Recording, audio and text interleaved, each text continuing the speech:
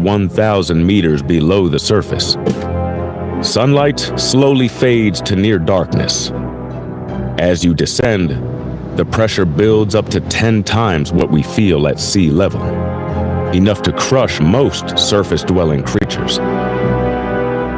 This zone is home to bizarre creatures like the oarfish, a silvery, serpent-like giant that can grow longer than a bus. And this here is the sea angel, a transparent, winged slug that flutters through the dark. As sunlight disappears and pressure rises, animals here adapt in strange ways, losing color, growing oversized eyes, or evolving soft, flexible bodies that won't collapse under pressure. The deeper you go, the stranger it gets.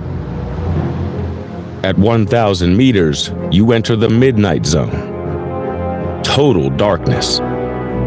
The only light is what the creatures make themselves, a natural glow known as bioluminescence. Animals here look like something from a sci-fi movie, with glowing lures, transparent bodies, and giant mouths. This horrific creature here, for example, is the Magna pinna squid. It has long, spidery arms that can reach over 6 meters and seem to dangle like puppet strings in the dark. Nightmare fuel. Down here, pressure builds to 100 times what we feel at sea level, about 1,500 pounds on every square inch of your body. That's like a full-grown elephant pressing down on your fingertip, and that same force surrounding you from every direction. One of the most well-known creatures from this zone is the blobfish. In its natural habitat at the upper end of the midnight zone, it looks like a normal deep-sea fish, adapted perfectly to the intense pressure. Tune in. But when it's brought to the surface, all that pressure disappears, and the blobfish expands into the gelatinous shape you might have seen online. The blobfish is a perfect reminder of just how extreme the pressure is down here, and how life can adapt to survive it. But you keep sinking, and at 4,000 meters, you reach what's called the abyssopelagic zone, or simply the abyss. It's cold, dark, and quiet. Life is sparse, but not absent. And here's where the barren seafloor might surprise you. At first glance, it looks like plain, boring mud. But that mud is deceiving. Have you ever wondered what happens to everything in the ocean when it dies? The fish, the sharks, even the tiniest plankton. Eventually, everything that lives above sinks. Some of it falls as waste, some as tiny particles, digested and expelled by other creatures. Over time, it all builds up. Over millions of years, all this organic matter drifts down and settles onto the seafloor. A gentle snowfall known as marine snow. Layer by layer, it forms soft, carbon-rich mud. In some places, that mud is over 1 kilometer thick, more than 3,000 feet, made from the remains of everything that once lived above. And while these layers preserve the ocean's history, they also trap carbon, turning the deep sea into one of the planet's most powerful natural carbon sinks. But even with all that marine snow piling up, life down here is scarce. Most creatures survive on scraps, adapted to a world where real food is hard to come by. But every so often, something incredible happens. Something massive sinks, and when it does, it changes everything. This here is what scientists call a whale fall. Whale fall. Oh, whale fall. Oh, here we go, baby. Okay, can we... When a dead whale falls to the sea floor, it becomes a magnet for life. And here you can see it. Deep sea scavengers moving in within hours. First, sharks and hagfish, then worms, snails, and bacteria. Over time, a whole ecosystem forms around the remains, surviving on a single fallen body. See these tiny hair-like things stuck to the bones? These are worms. One whale can support life here for years, a burst of energy in a place where opportunities are rare. And when it comes, life doesn't waste a moment. And yet, surviving here still isn't easy. The temperature is just above freezing, and the pressure is crushing, more than 400 times what we feel at the surface. That's like balancing 7 full-grown elephants on your fingertip and feeling that weight pressing in from all sides. You're descending further. You're now deeper than 6,000 meters below the surface. This is the Hadal Zone, named after the Greek god Hades, ruler of the underworld. It's trench territory. From here on out, the only places that go deeper are ocean trenches. Very few submarines can even reach this far down. The pressure in these depths is more than 600 times what we feel at the surface. To survive it, a sub needs a near-perfect, pressure-proof design, something only a handful of submersibles on Earth have ever achieved. And finally, at nearly 11,000 meters, we hit the bottom of the Mariana Trench. That's deeper than Mount Everest is tall. And the pressure is so intense that it would feel like 90 full-grown elephants pressing into every fingertip-sized area of your body, from all sides. But here's the incredible part. Life still exists. Some of it in strange forms, like giant, single-celled organisms called xenophyophores that filter food from the sea floor. They thrive under pressure that would crush most life. Tiny, pale shrimp creep silently across the mud. Life here is rare, but it's perfectly adapted to the extreme. So what else could be in these trenches? We know life survives, but there's still so much more we haven't seen. Let's stay at the bottom of the Mariana Trench for a moment. This underwater canyon stretches more than 2,500 kilometers across the Pacific, about the distance from New York to Denver. But not every part of it is the same depth. Because near the western end, there's a point that plunges even deeper. A pit within the trench. If the Mariana Trench is the deepest part of the ocean, then what's the deepest part of the trench? That's where we find Challenger Deep, the most extreme depth on Earth's sea floor. It doesn't go any deeper than this.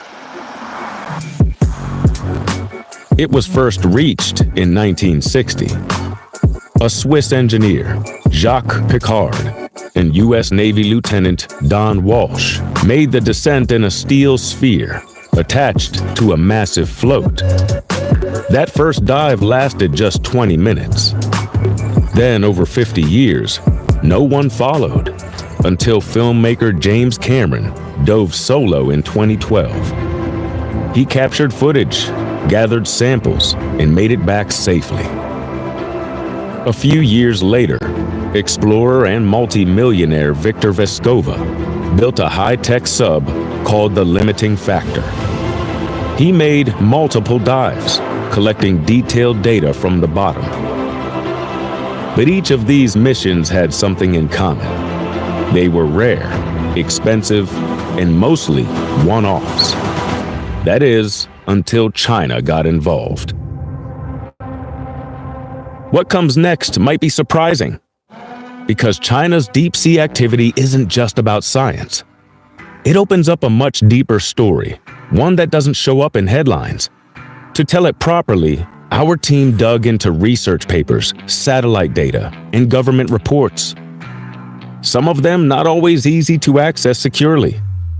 And that's where Surfshark VPN came in. It encrypts our connection, protects our data, and offers features like Clean Web to block trackers and ads, ensuring a safe and private browsing experience. Surfshark also allows us to access content from different regions, which is extremely useful when researching international topics. It runs seamlessly across all our devices, keeping our work uninterrupted, secure, and without leaving any digital traces. Scan the QR code on screen or click the link in the description to get 4 extra months of Surfshark and a 30-day money-back guarantee. A big thanks to Surfshark for supporting our work. Now, let's look at how China went from one deep-sea dive to something far more ambitious. In 2020, China sent a team of 3 to the bottom in a sub called Fendouzhe. It was their deepest dive ever. But here's what made their effort different. They didn't stop. They doubled down. Each new sub was smaller, more advanced, and designed to return again and again. By 2024, China had moved beyond crewed missions. And this is what it looked like.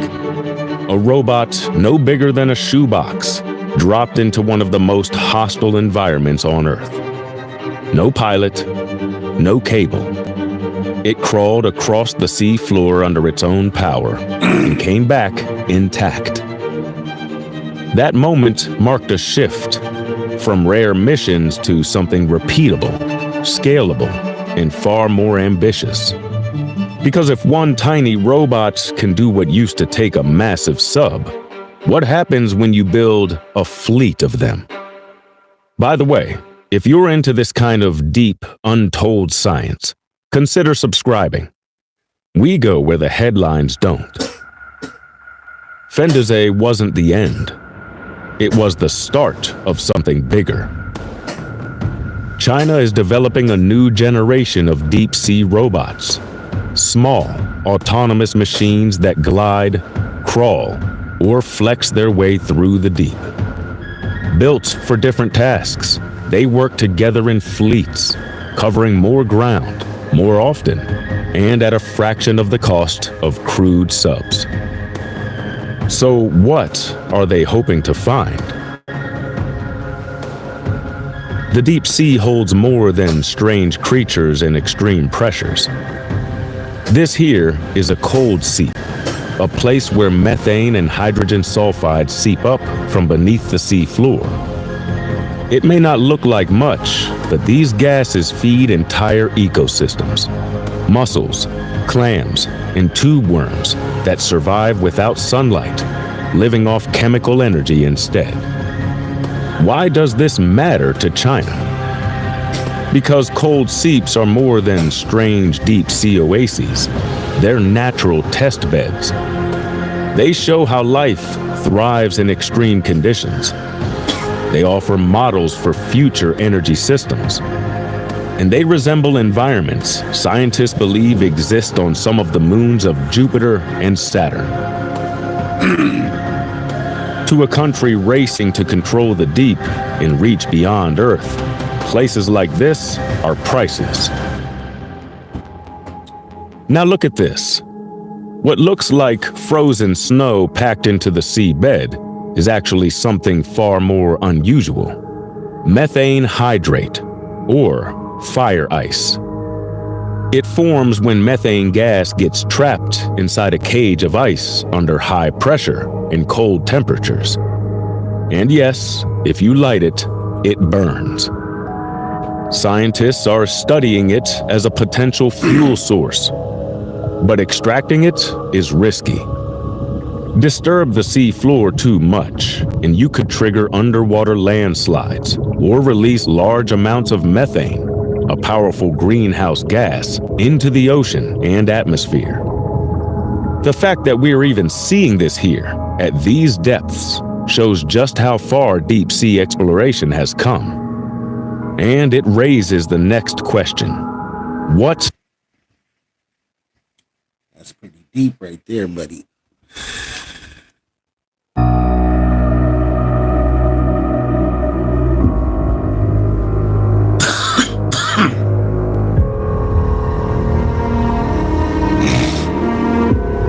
Ain't not scared.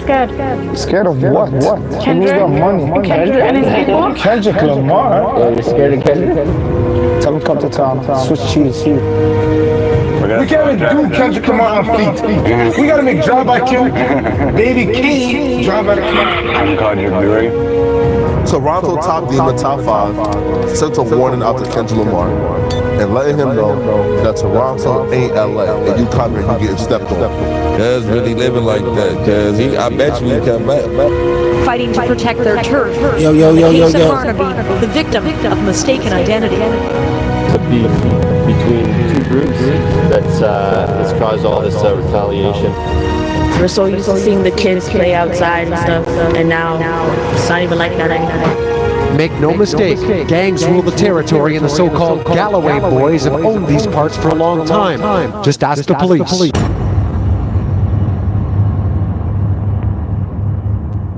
In today's age of hip-hop, your image is crucial, and most importantly, your first impression is everything. Like when a rapper is growing a fan base, he first must cultivate an image that validates his music, or else his music simply won't be taken seriously. However, that image isn't always a reflection of reality, especially back in the day. For example, this was Tupac at his rich suburban high school just 2 years before starting to rap. If you look at the statistics, they're staggering again, and so I think they're scared because they're realizing that they goofed. Not to mention that the Migos grew up in an upper-class suburban family along with Lotto, Tyga, Lil Yachty, and basically every Atlanta rapper ever. My point is that because all these rappers came into fame with this fake image already cultivated, the fans bought into it and they avoided the corny wannabe perceptions. Basically, when your image is perfected and your first impression is on point, the fans want to believe you. However, when it comes to Drizzy Drake, he is the poster child for soft and pretending to be something he's not. The first reason is of course because he was famous in acting before he started rapping, but really this shouldn't matter at all, because Tupac was an actor before rapping as well, and nobody holds that against him. But I think the biggest difference and most important reason is that Drake is from Canada. No. We are polite, we are Canadians. Yes. In everyone's mind, Canada is some paradise land where everyone is wealthy, no violence ever occurs, and street activities don't exist. So given that, Drake must be soft and all of his homies are jokes. Now of course, both of these takes are rooted in American ignorance, plain and simple. It's very hard as an American to take anything Canadian seriously, I must admit, and my goodness. The accent doesn't help, Brody. But as you'll see in this video, all of these opinions are absolute nonsense. Firstly, Toronto is no vacation, and secondly, Drake's crew is one of the most dangerous and wicked crews in all of hip-hop. And believe it or not, but I'm willing to say that Drake's crew is more dangerous than his rivals in Compton.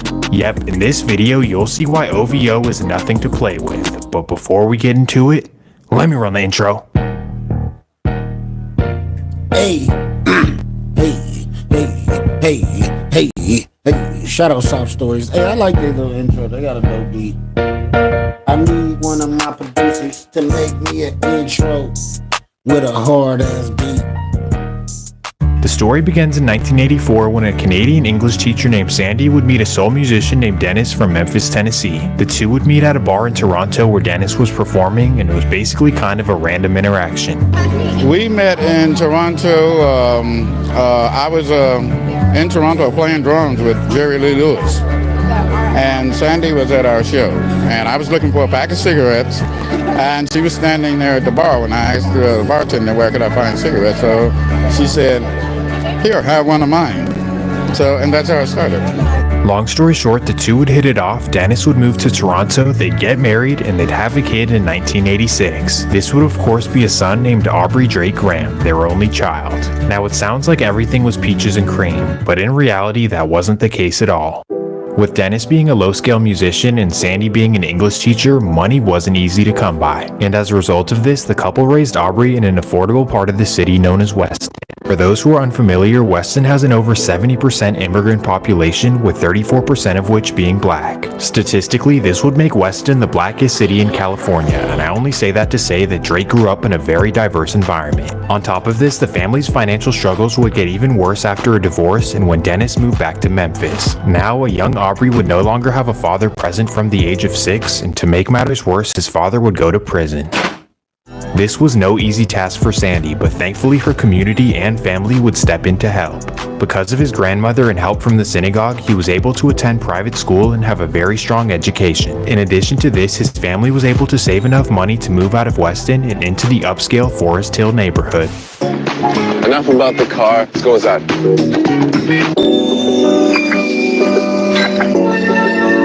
Hey, Bubby. Yeah. Me and my grandma have a little thing where my mom doesn't let her eat chocolate, but my grandma slides me a little extra cheddar on the side, and I make sure she gets her daily chocolate dose. That's right. Yeah, Aubrey's life was turning out pretty good, and on top of this, he would find his first passion in high school. Long story short, while acting in a school play, an agent would discover him and put him on. So at 15 years old, Aubrey would get a major role on the hit TV show Degrassi. One morning though, you stay away from my girl. Things were going great, but at 18 years old, he realized that acting wasn't his true passion, and his heart was no longer in it. Deep down, he wanted to be a rapper. Oh, hell nah, is what everyone around him was thinking. Like, but nigga, after you studying want the a likes hit of TV Jay-Z, show, the and now Clips, you Mac wanna Dre, rap? and more, he was certain that he could make it happen. So every night he'd sneak into the studio on set and record songs all night long. At first it was definitely rough, but he was persistent and he kept getting better and better. Basically, he spent every single night in the studio to the point where it began affecting his performance in acting, and the directors knew that something was up. Well, long story short, he no longer cared about his acting career, as now music was destined to be his future. Without telling a soul, he was in the midst of creating a rap career under the simple name of Drake. Then in 2006, out of nowhere, he would release his debut mixtape, Room for Nigga said Drake. I think my first client. Improvement. The mixtape, although not a Picasso, would sell 6,000 copies, What was cultivate the name of it? Because I I think never my heard first that. client.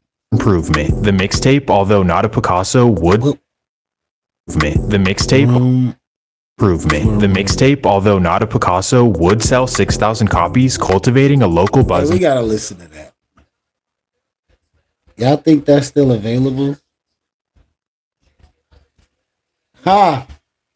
Yep. All right, we gonna listen. Improvement. The mixtape, although not a Picasso, would sell 6,000 copies, cultivating a local buzz in Toronto. This was enough to catch the attention of some major artists like Trey Songz, Lupe Fiasco, and more. But most importantly, Jazz Prince, the son of the infamous music mogul Jay Prince, would run across Drake on MySpace and see major potential. From here, he would fly him to Houston, sign him to his label, link him with Lil Wayne, and the rest is history. We were introduced through another gentleman from Houston. His name is Jazz Prince. Found me on MySpace and loved my music on MySpace. And he was like, man, I know Lil Wayne, and I'm gonna play him your music one day. And I was just like, yeah, right. You know, like, you never really. We would talk, and he called me one day, and I was in the barbershop getting my hair cut, and he was like, yo. And I was like, friend. And he's like, yo, what's up, it's Weezy. He was like, I'm starting this thing called Young Money, and I'd really love for you to be a part of it. So I want to fly you out to Houston and meet you. And he did just that the day after, and that formed our relationship. And I was like this quiet kid in the corner of the bus, you know? As we all know, over the next couple of years, Drake would become the biggest thing in hip-hop, and this major superstar fame would bring a lot of pride to his hometown of Toronto, as he was breaking new barriers for what Canadian rappers can do. This, of course, must feel amazing, you know, gaining the admiration from your own region. But unfortunately, there's also major downsides to being a famous rapper as well. To put it simply, a lot of people from the hoods and trenches of Toronto were jealous that somebody like Drake would represent their city. Like, okay, so you're telling me this Canadian Jew child actor is gonna be what? Is gonna be like someone that we say is in our top 5, top 10, whatever. It's like, it was a hard sell. Like, damn, the child actor from Forest Hill is gonna be the rapper who represents us and he's the one who made it? Nah, let's do something to him. And this is when Drake encounters his first problems in the wicked streets of Toronto. May 15th, 2009. It's a Friday night in Toronto, and Drake has a night out with his beautiful date named Chantel. Together, the two ride out in the back of a Maybach on the way to a fancy restaurant. Riding high off his career success, Drake is rocking a $100,000 AP watch, an iced out chain given to him by Lil Wayne, and $4,000 cash in his pocket. Long story short, they go out to dinner, have a good time, and at 9 p.m. they hop back in the Maybach. As they await the driver to take off, boom, a handgun is pressed against Drake's window. Oh shit, one man demands that Drake roll down his window while his friend stands in front of the car armed pointed at the driver. They demand that Drake takes off his watch, his chain, and hands over everything in his pocket. So with no real choice, Drake gives up everything, including his prized Lil Wayne chain. After he gives it all up, the men spring back to their car, not knowing that Toronto police were already alerted and are just around the corner. So as soon as the robbers take off in their car, Toronto police are right on their trail. So he got his shit back, they're able right? to corner them in up the street, and Drake gets everything back. Okay. That was close. While being the civilian that he is, Drake tells police exactly what happened, and the two guys are arrested. Oh, he Now, does snitched. this make Drake a snitch? No. Oh shit, bro told. Bro told. That's telling. I don't care what nobody say. That's telling. Bro told. No. No? Okay, fine. Yes, it does. But who cares? What's most important is that he wasn't hurt, he got his stuff back, and he decided to move different for the rest of his career. He was understandably shaken up by the incident, as he would tell the New York Times that I feel unsafe in Toronto at all times. On top of this, he believed that this wasn't a random or isolated incident. He believed that he was set up by a gang. My chain was tucked the entire night, and I had a big coat on covering my watch. They didn't ask for anything but those two items. On top of this, my date had an expensive purse and a bunch of jewelry, and they didn't ask for any of that. How the hell did they know I had a chain on and a nice watch? And most importantly, why didn't they ask for anybody else's stuff? Regardless of all that, getting robbed in your own city as the face of the city must not feel great. Not to mention that something like this could easily end a rap career. So Drake was understandably furious, and he was gonna make sure that this could never happen again. He knew that he desperately needed some muscle in Toronto. In the States, he had the protection of guys like Jay Prince and Birdman, and in Toronto, he needed that level of street power as well, or even more. So now we enter the chapter of Drake's very first Canadian gang ties. That introduces us to a man named Nacelle Beezer, also known as Chubbs, a native of Toronto's Scarborough district. Chubbs is a big dude, and in Scarborough, he had a reputation for being a bully in the streets. While Chubbs and Drake would meet through mutual friends very early in his career, but Drake honestly thought nothing of it. He heard that Chubbs was a respected member of a local gang, but why would he need to be around something like that? Well, then comes the scary robbery incident, and Drake now knew that having goons on his side might be a good idea. So after the incident, the first person that he called was Chubbs, and just like that, they locked in. This now meant that Drake had some serious firepower in the streets, and if you don't believe me, let me introduce you to Chubbs' gang. The Galloway Boys, also known as G-Way, were founded in the 1990s in Toronto's Scarborough district. The Galloway Boys were mostly of Jamaican descent, but it was more so a matter of neighborhood versus ethnic background. They obviously claimed the Galloway neighborhood, but more specifically the various housing projects in the region. Well, at first, the crew was known for being hustlers, stacking millions through illicit imports, and moving weight throughout Canada. Essentially, they rose from dirt poverty as first-generation immigrants to the coolest guys in Toronto with Mercedes, Beamers, chains, and of course the women. And if you know anything about Toronto women, they're worth risking your life for, I promise you. Well, as far as operating money in the streets, things would go pretty smoothly for the Galloway Boys for the first decade. There were no rivals or really any competition in the neighborhood, so their only worry was ducking the feds. But then came the early 2000s, when they got cocky and started to expand a little too far into the wrong hood. Around the year 2001, the Galloway Boys got greedy and attempted to start moving weight in the infamous Orton Park housing projects. And these specific projects, well, they were already occupied by the infamous Orton Park gang. Clearly, G-Way didn't take Orton seriously at all, and this resulted in their very first consequence of the Toronto streets. October 10th, 2002, 1:30 p.m. It's a regular day in the life of G-Way's leader named Norris Allen as he's patrolling around G-Way territory like any other day. But little does he know the Orton boys are on a mission to send a message to stop coming to their hood. They want to cut the head off the snake. Well, at 1:40 p.m., Norris decides to hop in his car to head off and head out of the hood. But coincidentally, at this exact time, the Norris boys pull up and walk up right to his car. They look at him and without hesitation, they start blowing. This was a major blow to the streets of Toronto, but more importantly to the Galloway boys. Norris was their leader, and for Orton Park to eliminate him just like that was disrespectful in the worst way. So now G-Way, who had never been in beef before, had a major choice to make. We can either accept defeat and just own up to the fact that going into their territory is what caused this, or we can stand up to them and go for retaliation. And unfortunately, Bluetooth disconnected. the latter.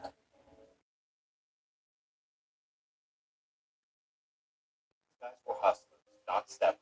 Frankly, the whole gang even owned firearms. So step number one was getting some BAM machines. And in order to do this, they began hijacking shipments of BAMs coming across the Canadian border. And just like that, by 2003, Ontario police say that the Galloway boys had enough high-powered ammunition to take down a small army. Damn, this was serious.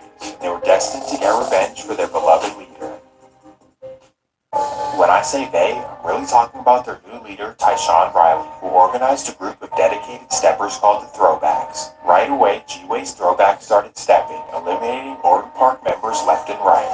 Even the leader, Tyshawn himself, was stepping. He was dedicated to finding an op, and sadly, this would be his downfall. That takes us to March 11th, 2004. It's a regular day in G-Way's hood. Tyshawn is driving up Nielsen Road, the same street where their former leader lost his life. Because of this, he's already angry and bloodthirsty, and as he approaches the red light of Finch Avenue, he looks into an SUV right next to him. For whatever reason, he believes that the men in the SUV are Orton Park members and that they're sliding through his territory. So without hesitation, he simply rolls his window down. Sadly, the rest is history. The passenger and driver are both hit, but thankfully the driver is able to head off to the emergency room where they save his life. However, his passenger would sadly not make it. As it turns out, this was a case of mistaken identity. Tyshawn had targeted random civilians. I feel so hurt. I get past it. I did say my piece. I did forgive them, which I do. I really do. Forgive, but you don't forget. Exactly. And I forgive them because if I don't, just imagine the animosity, the hunger I will have to be walking with. I don't need that in my life. Don't think anybody understand the detrimental tragic that I've been through. I feel like I was the one that's been dead. This was a major case in Toronto as two upstanding citizens targeted randomly at a red light is cause for serious concern. So immediately police began asking around for clues, but sadly nobody in the community would speak up. This is because G-Way was so intimidating in their community that no one would dare go against them. Eventually police would solve the case, but for the next few months, Tyshawn was still out and about. You'd think that after doing something so evil, your guilt would eat you up. Like, I can't believe I just claimed the life of a random person who didn't deserve it. Maybe I should start seeking forgiveness and leave this lifestyle alone. On top of this, you'd think that you'd want to lay low and do your best to stay off the radar, right? Well, nope, not for Tyshawn and G-Way, as even after this incident, they were still determined to target Orton Park rivals. So just a month later, Tyshawn himself would target the two that he believed claimed the life of Norris Allen. He would drive by himself into the Orton Park projects, simply just start letting it blow.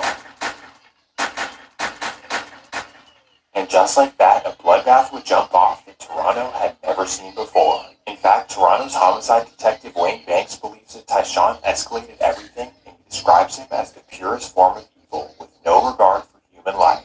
And yes, this is the exact sentiment that Scarborough natives would use to describe G-Way. Just a purely evil organization, with no regard for anyone's lives. Well, thankfully, a month after this, Tyshawn would be arrested and sentenced to life in prison. However, regardless of his arrest, Yo. kicked off was simply unstoppable. His new generation of GUA were ruthless, and unfortunately after this, it was body for body for body for body. Gunshot.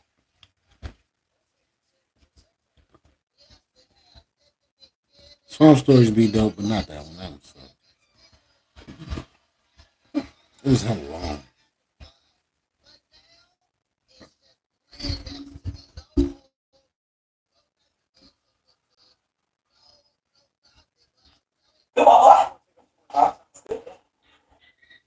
Double blind date.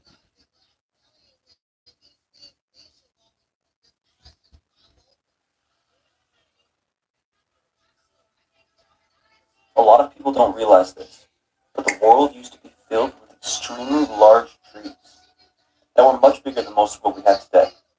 And it's not that trees lost this ability. If the forests we have today were allowed to grow undisturbed for thousands of years or so, we would see these giant trees return. A lot of types of trees, given the right circumstances, will grow to huge proportions, but the conditions have to be perfect. Take the redwood, for example. Their range used to extend down into Mexico and as far north as British Columbia and Alaska. But if you plant it anywhere but its specific native conditions, it will grow, but it won't reach nearly as big as they do in California. These redwood and giant sequoia might be the very last of the giant trees. Other than a few other pockets of slightly smaller trees dotted across the world. But what happened to all the rest? Why are there almost no more giant forests when there used to be so many? Europeans first arrived in North America when it was filled with these giant trees. And there's a lot of other areas that used to have giants of their own. Europe, the British Isles, Lebanon, North Africa, and many other places still house some remaining giants outside of the California redwoods. Tasmania has eucalyptus trees over 300 feet tall, as do some parts of mainland Australia. There's a 275-foot tall spruce in the Himalayan region of India. Brazil has a native tree called Angelim vermelho, the tallest of which is 290 feet. Borneo, Malaysia, has the tallest tropical tree, reaching up to 330 feet. The tallest Norway spruce is in Slovenia, reaching 220 feet. The Sitka spruce is the tallest in Canada, reaching 322 feet. And there's also the giant cypress in Taiwan, reaching 266 feet. By comparison, though, the tallest redwood is 380 feet tall, estimated between 700 and 800 years old.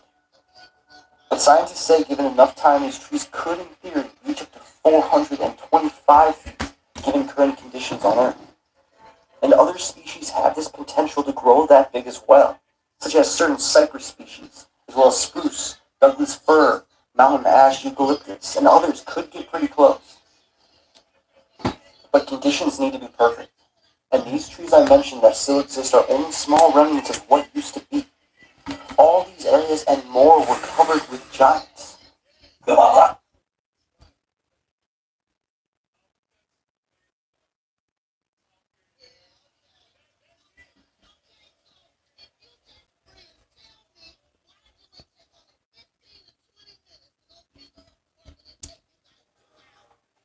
In 1908, President Teddy Roosevelt wanted to declare the Grand Canyon off limits to all timber and mining operations. It would take another 11 years for Congress to designate the Grand Canyon a national park. Sensing a final opportunity for adventure, explorer G.E. Kincaid took a boat down the Colorado River and through the Grand Canyon. The canyon was rich in minerals like gold, silver, and copper, and Kincaid wanted to see what he could find before the area was closed off for good. About 40 miles upriver from the El Tovar Crystal Canyon, Kincaid saw stains in the sediment formation about 2,000 feet up. He tied off the boat and got out to investigate. Kincaid couldn't find a trail, but after a short hike, he found something interesting covered in desert brush. Steps, hundreds of them, carved in sandstone, steps that wound their way up to a high shelf on the side of the canyon. He followed the steps until he came across a cavern entrance, an entrance that was clearly man-made. Kincaid entered the cavern and turned on his flashlight. On the walls, he saw writing, but it wasn't English or Native American writing. It was ancient Egyptian hieroglyphics. Kincaid lifted his flashlight and saw that the tunnel ran far into the distance. He didn't realize it at the time, but this was only the beginning.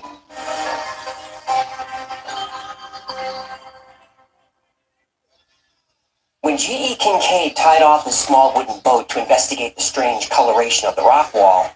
He was hoping to find clues that would lead him to a mineral deposit. He wasn't expecting to find hieroglyphics. When Kincaid noticed chisel marks in the walls, he drew his pistol, turned on another light, and slowly walked deeper into the gloom. He kept detailed notes of everything he saw. The main passageway is about 12 feet wide, narrowing to 9 feet toward the farther end.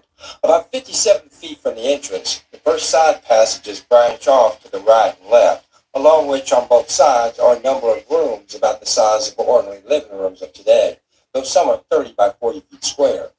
These are entered by oval-shaped doors that are ventilated by round air spaces through the walls into the passages. The walls are about 3 feet 6 inches in thickness. The passages are chiseled or hewn as straight as could be laid out by an engineer. The ceilings of many of the rooms converge to a center.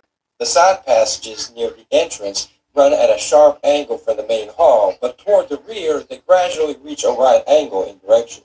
G.E. Kincaid now realized he was in a huge complex. He estimated that as many as 50,000 people could have lived here. In some rooms he found granaries with shelves of glazed pottery, many of which still contain seeds. He found cooking areas and a huge dining hall. The rooms were full of ancient artifacts. Kincaid carefully wrapped a few small metal and ceramic objects for later study. Another large room Kincaid described as an area for metalwork, a technology that should not have existed in this area. Here are found tools of all descriptions made of copper.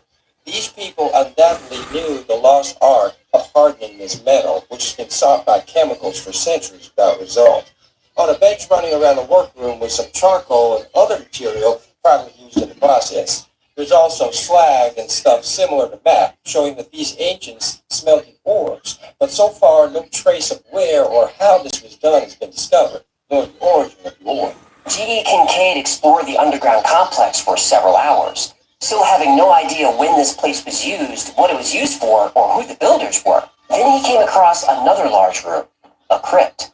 The crypt had shelf upon shelf and row upon row of mummies, dozens of them. At this point, G.E. Kincaid realized that if he was going to explore this entire underground city, he was going to need help. G.E. Kincaid sent a few artifacts to the Smithsonian along with his notes of what he found. He requested financial and logistical support for what he felt was the most significant archaeological discovery ever made. The Smithsonian agreed. A few weeks later, Professor S.A. Jordan arrived with a team of about 40 scientists, researchers, and laborers to excavate and explore the ancient underground city. Now with more lights and manpower, the scientists realized that the cave system layout wasn't random. It was a symmetrical, deliberate design. The tunnels all led to a central chamber. In the chamber was a large statue of what Kincaid thought looked like Buddha. Like butter. Buddha. What I say? Over 100 feet from the entrance is the cross hall, several hundred feet long, in which are found the idol or image of the people's god sitting cross-legged with a lotus flower or lily in each hand. The cast of this face is oriental, and the carving in this cavern. The idol almost resembles Buddha. He was black, man. Native American. See, they try to erase our history with every little chance they can get. Buddha, though the scientists are not certain as to what religious worship it represents.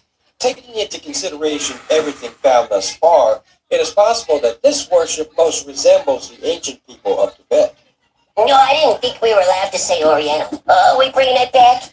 We're not. This was written over 100 years ago. Oh, right, when we had freedom of speech. No, Oriental in this context just means Eastern. Because of this discovery, Kincaid's team started calling the complex the Citadel. The crypt was one of the bigger rooms discovered.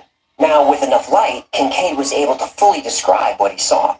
The walls slant back at an angle of about 35 degrees. On these are tiers of mummies, each one occupying a separate hewn shelf. At the head of each is a small bench, on which is found copper cups and pieces of broken swords. Some of the mummies are covered with clay, and all are wrapped in a bark fabric. The urns or cups on the lower tiers are crude, while as the higher shelves are reached, the urns are finer in design, showing a later stage of civilization. It is worthy of note that all the mummies examined so far have proved to be male, no children or females being buried here. This leads to the belief that this exterior section was the warriors' barracks. Kincaid, Jordan, and the Smithsonian team explored the entire cave complex. They were overwhelmed with evidence that this was not some faraway temple occupied by a few priests. This was a huge city, lived in by thousands of men, women, and children, for hundreds or possibly thousands of years.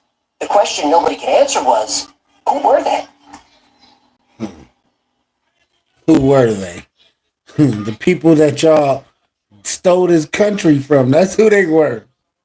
By the end of the expedition, G.E. Kincaid and Professor Jordan's team had discovered hundreds of rooms, barracks, granaries, metalworking shops, temples, and many, many living quarters. Though most of the rooms were empty, thousands of artifacts were found.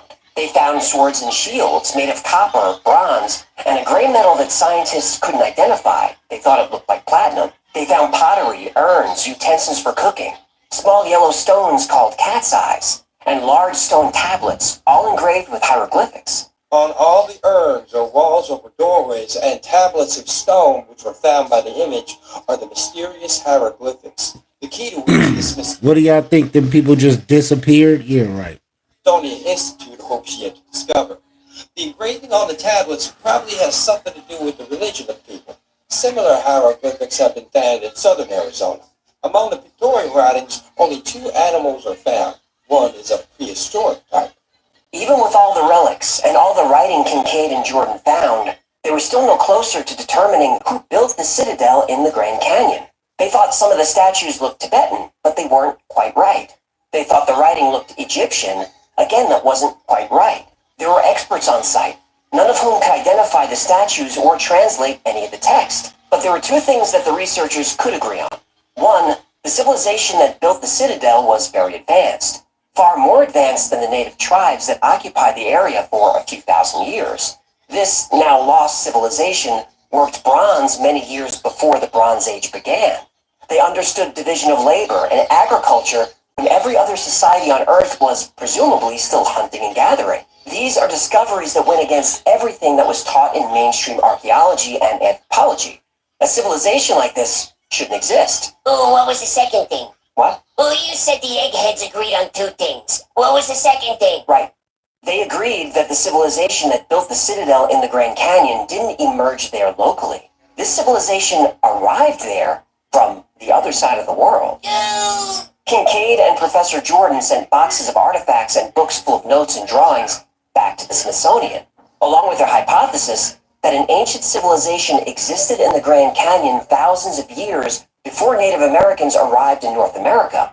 These people were technologically advanced, educated, skilled, and spiritually complex. And these people originated somehow in Egypt or Asia. Kincaid wanted more resources and a larger team to help them research the citadel and search the Grand Canyon for more evidence of this lost civilization.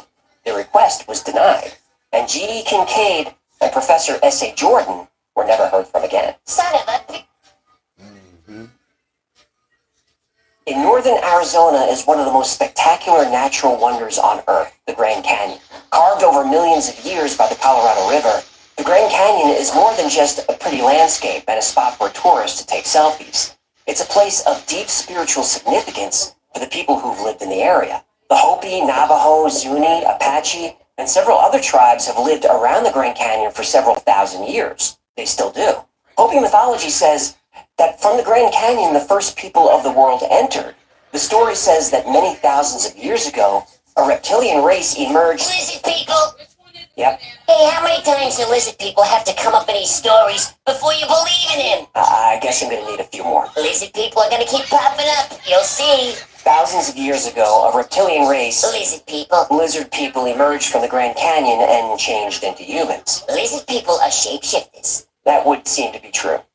Other Pueblo cultures like the Zuni and the Acoma have similar legends that there were people there before the tribes. Lizard people legends? Well, some legends say reptilians were there. Other legends say a race of giants were there. Ooh. And there are rumors that skeletons of giants have been discovered all over the western United States, but the evidence has been suppressed. They're suppressed by who? The Smithsonian. Of course. Something I've learned from doing the show is that all myths and legends do carry a little bit of truth. We already have evidence that people landed in North America before Columbus. The Vikings famously explored and settled parts of Newfoundland 500 years before the quote-unquote New World was quote-unquote discovered. And there's growing evidence that ancient Chinese explorers landed in North and South America before the Vikings. But landing on the east or west coast of America is one thing.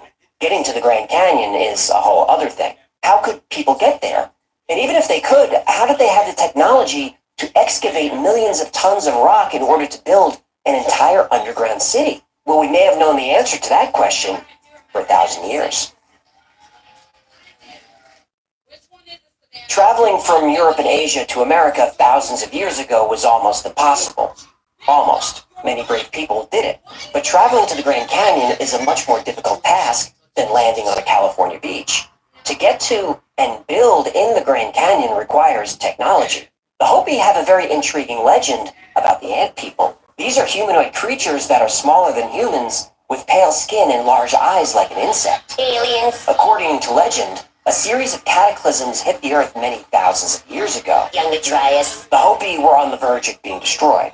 A sky god emerged from what they called a moving star. UFO. The sky god brought the Hopi to the ant people, who escorted them to underground caves for protection.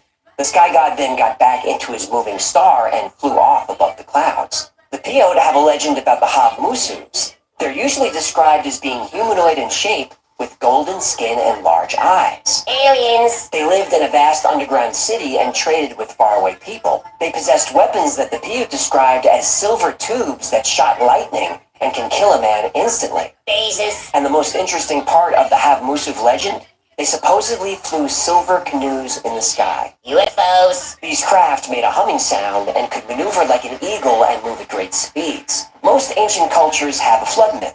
They describe a global disaster that melted the ice caps and caused sea level to rise 400 feet. Entire cities were wiped out, maybe even entire continents. Atlantis. Most of these flood myths also talk about how, after the waters receded, a godlike people came down from the sky. These gods gave humans the gift of civilization and taught them things they had forgotten before the Great Flood. Things like writing, astronomy, and agriculture. Could the city in the Grand Canyon be evidence of this time in history? And if it is, why would anyone want to suppress it? All the information in today's episode comes from 2 front-page articles from the Phoenix Gazette published in 1909. In the years since, mainstream researchers have decided that the articles were a hoax, a fantastic story designed to sell newspapers. 19th century clickbait. Yep. The media hasn't changed much. Unfortunately, that's true. But many people believe the story is real, and the Smithsonian is covering it up. Smithsonian Public Relations, Mary speaking. Hold on. Hello? I'm here. Sorry, I was on hold a long time. How can I help you? They transferred me to Marion. Yes, this is Marion. Okay, great. My name is AJ, and I'm with the Y-Files. We're a YouTube channel that covers mysteries. Did you say you're from YouTube? The Y-Files is a channel on YouTube, yes. Okay. Look, I wanted to talk to you about an article that was in the Phoenix, Arizona Gazette in 1909, and they sent me to you. I was hoping to ask you a couple of questions about that. Okay, let me stop you. No Egyptian artifacts of any kind have ever been found in North or South America. Sounds like you've given that speech before. Yes, I get this call a couple of times a year. I can tell you that the Smithsonian has never been involved in anything like this in the Grand Canyon or anywhere. So, G.B. Kincaid? There's no record of anyone by that name ever working for the Smithsonian. The whole thing is a hoax. Yeah, that's the prevailing belief, but the Smithsonian has been accused of covering this up, so... Yeah, I don't have a response to that. You probably don't want to talk about giants or giant skeletons, huh? Goodbye. That's the official story. Kincaid's cave is a hoax, so no reason to try and find it. Nothing to see here. Even Kincaid himself wanted to keep people out. First, I would impress that the cavern is nearly inaccessible. The entrance is 1,486 feet down the sheer canyon wall. It is located on government land, and no visitor will be allowed there under penalty of trespass. The scientists wish to work unmolested, without fear of archaeological discoveries being disturbed by curio or relic hunters. A trip there would be fruitless, and the visitor would be sent on his way. Whether at the request of the Smithsonian or just to protect his find, it was clear that Kincaid wanted to dissuade people from finding the citadel. But even over 100 years later, that wouldn't stop people from trying. And some of those people, they say they found it. Jerry Wills and his wife Kathy have been studying the Kincaid Cave mystery for years. Their approach was find the original base camp of the explorers, which would lead them to the cave. After years of research and exploring the area where G.E. Kincaid said he found the cave, Jerry and Kathy found a location covered in artifacts from that time. And on the canyon wall just below this area, they believe is the entrance to the underground city. Exploring is difficult though. The entire area where the cave is supposed to be is designated off-limits by the federal government. I saw that coming. About 1,000 caves have been discovered in the Grand Canyon, many of them man-made, but only about 30 have been mapped, and many of those have been sealed. I close them off. Oh, for your safety. That's a bunch of bullshit. Yeah, I don't buy the safety excuse either. There are plenty of people who'd be willing to take the risk, and they'd be willing to sign a waiver that says the government isn't responsible if something happens. In fact, people have tried this. The government still says no, it's too dangerous. How nice of the government to look out for us. Isn't that nice? Then why is it legal to jump out of a plane or ride a roller coaster or drive a car? Some things in life are dangerous, but they're still worth doing. Some other caves in the Grand Canyon have been blocked by steel gates. They say this is to protect the bat population. Whoa. Did you say bats? We have to protect the bats? That's what they say. Well, haven't bats caused enough problems these last few years? Allegedly. Still, people are willing to risk a fine or an imprisonment to find the lost city in the Grand Canyon. But anyone who goes looking should expect a response. When Jerry and Kathy's team tried to explore the area, suddenly an unmarked plane appeared. Clearly they were being watched. Despite this part of the Grand Canyon being a no-fly zone, and the fact that no aircraft is allowed to fly below the rim, a plane appeared. Jerry Wills is convinced this was a warning. His team was unable to continue their expedition. Exploring the cave from above is almost impossible. But what about exploring it from below, as G.E. Kincaid did? Another group of explorers tried this. As they approached the location, a black helicopter showed up. Not a tourist helicopter, not even a black civilian helicopter, an Apache combat helicopter. When this team explored the area above, looking for the ventilation shafts Kincaid wrote about, and possibly a way down, they found cement blocks in the middle of nowhere. Some of these blocks are platforms near the edge of the rim with hardware and anchors that would be used to assist mountaineers. When asked about this, the authorities say these are reinforcing structures to prevent rock falls. Also in this forbidden zone, rock formations have unusual names. There's Isis Temple, Tower of Set, Horus, the Cheops Pyramid, and Ra. There's also the Manu Temple, the Buddha Temple, the Krishna Temple, and the Shiva Temple, and many more names that refer to ancient Egyptian and Hindu cultures. Cultures that specifically have myths about a god helping civilization after the Great Flood. The official word is, the fact that these names exist within the Grand Canyon's no-go zone is a coincidence. But I don't really believe in those. Do you?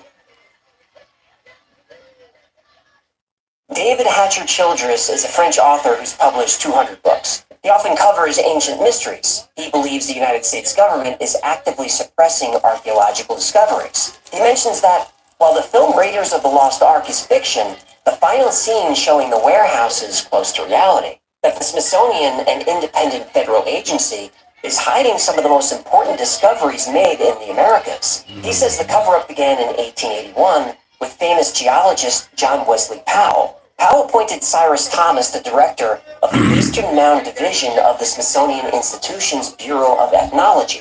When Thomas came to the Smithsonian, he believed there was a race of mound builders that were distinct from and arrived before the American Indians. This school of thought is called diffusionism, which says throughout history, there's been a widespread dispersion of culture and civilization, even across great distances. The Smithsonian took the opposite approach. It promoted isolationism, which says most civilizations are isolated from each other and have little contact, especially when separated by large bodies of water. It was held that the advanced and highly populated civilizations of the Ohio and Mississippi valleys were rare, and that they didn't have contact with other advanced cultures like the Aztecs, the Toltecs, or the Maya. But the Mississippi River runs from Canada all the way to the Gulf of Mexico. To say these cultures were isolated is like saying that people in the Black Sea had no contact with people in the Mediterranean. That's ridiculous. When ancient mounds of the American Midwest are examined, they show the existence of a complex culture, cities larger than those in Europe at the time.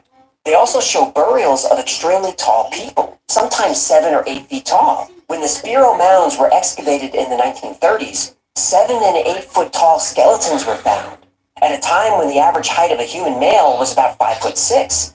Those skeletons have been lost. In 1892, stone coffins were discovered in Alabama by Frank Burns during a geological survey. The coffins were about 7.5 feet long, hollowed out by fire and metal chisels. The findings were sent to the Smithsonian. In 1984, this report was found by researcher Frederick J. Pohl. He asked the Smithsonian about this. They said, "We have not been able to find the specimens in our collections, though records show that they were received." Well, how do you lose giant stone coffins? That weighed several tons? I don't know. And never underestimate the incompetence of the federal government.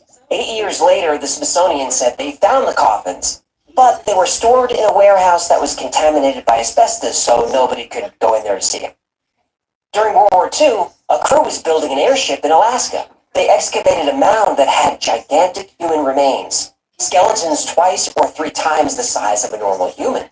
This report has been confirmed by multiple sources. The Smithsonian collected the findings, and that was the last anyone heard about it. There are stories like this from Alaska all the way down to Mexico City. An amazing discovery is made, the Smithsonian steps in, the story disappears. The saying, "skeletons in your closet," means you have secrets you don't want revealed. Secrets that, if discovered, would be embarrassing and possibly dangerous. In the case of the Smithsonian, skeletons in the closet could be taken literally, but the government literally has evidence that an advanced race was in North America long before the native tribes arrived. Evidence they don't want revealed. Mainstream science says this Because then it would say y'all stole this land. Y'all know this is nonsense. But the Hopi and other Grand Canyon tribes do believe this. The Hopi say that when the first people emerged from the Grand Canyon, they sent a message to the Temple of the Sun asking for a blessing of peace. That messenger hasn't returned. But even today in Hopi villages, at sundown, tribal elders can be seen on rooftops, gazing toward the setting sun, waiting for the messenger to come home. And when he does, the ancient land will be returned to the first people. Now that's an optimistic belief. The United States spent 200 years taking land from the first people. You really think they're going to give it back? Thank you so much for hanging out with me today. My name is AJ, that's Hecklefish. This has been the Y-Files. If you had fun or learned anything, do us a favor and like. This episode of the Y-Files is brought to you by Audible. 7 million years ago, a chimpanzee stood up on its hind legs, and a new species of hominin emerged. Over the next few million years, hominins evolved. They were still ape-like in appearance, but these were not apes. Their brains grew larger. They created stone tools and hunted large game. They discovered fire and learned to follow the migration patterns of the animals they used for food, clothing, and shelter. It took a few million years for hominins to discover how to make a stone spearhead.